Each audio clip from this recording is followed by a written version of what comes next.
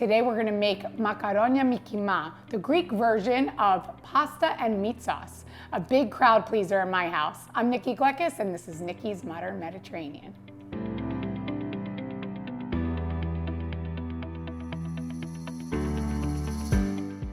To get started, you're gonna boil 1 pound of your favorite pasta. I like to use linguine because I like thicker noodles, but you could use spaghetti as well if you like. So you're just gonna cook that like you normally would cook pasta, and we're gonna get started with our meat sauce. 3 tablespoons of olive oil, and this is the same recipe that I've used in previous episode for my pasticcio recipe. It's the same way of making the kima. So we're gonna take our 1 chopped onion, saute that in our olive oil. Next, we're gonna add in our ground beef, 2 pounds of ground beef to our onions. This meat mixture is very common that we use in pasticcio, like I said. This is for our macaroni mikima that we're making now, as well as when you're gonna use the same mixture when you make moussaka. So, being in the restaurant business, my kids know that this was something that we would make a big batch of in the restaurant, and we would use it for several recipes. This happens to be all of my kids' favorite dish, and they all love when we make this. And it's great because it's a pretty easy, hearty recipe for the kids to eat, and they all enjoyed it even when they were little kids.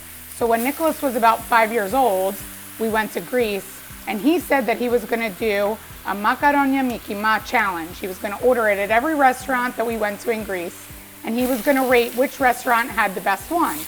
So being summertime, not every restaurant had this on the menu, but being a pretty smart kid, being raised in a restaurant, he used to say to them, but if you have moussaka or pasticcio on the menu, don't you have kima in the kitchen?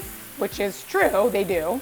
So he would ask if they would make some pasta and put a little kima on top, which is our meat. So he would get it at every restaurant, and he would always rate which one had the best. I can't really remember which place had it, but it was pretty funny to see a little 5-year-old order it at every restaurant.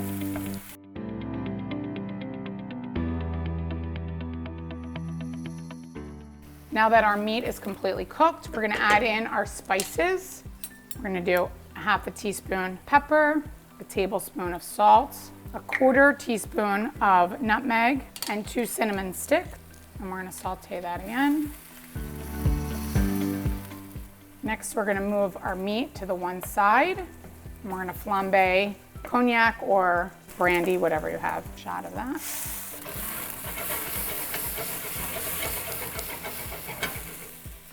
Cook off all that alcohol about 3 to 5 minutes.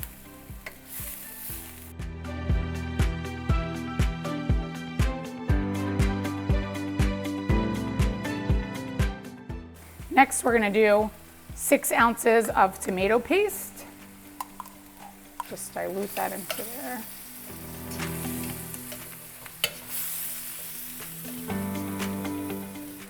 After you put your tomato paste, you want to make sure that we're gonna cover the meat with enough water to cover it so that we can let it simmer. So I'm gonna add a little bit just to make sure that I get the tomato paste all over the meat.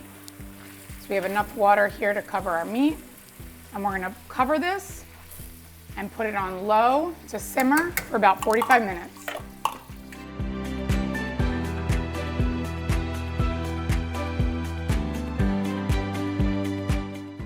So our meat sauce is ready, our pasta is ready. Our next step is we're gonna melt a tablespoon of Fytini soft, which is a Greek vegetable butter, also called margarine. So if you don't have this, you can use margarine as well. So we're gonna melt this and pour this on top of our pasta, toss it in before we put our meat sauce on top.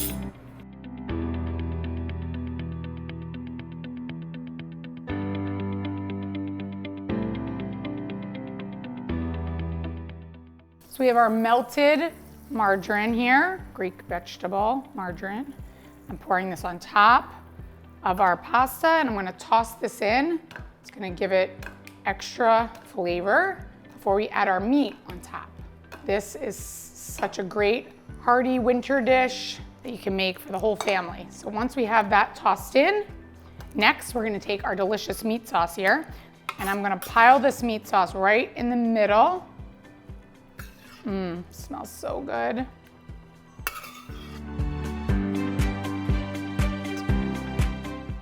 This smells delicious. When my kids come home and they smell this, they're gonna be pretty excited that this is what we have for dinner.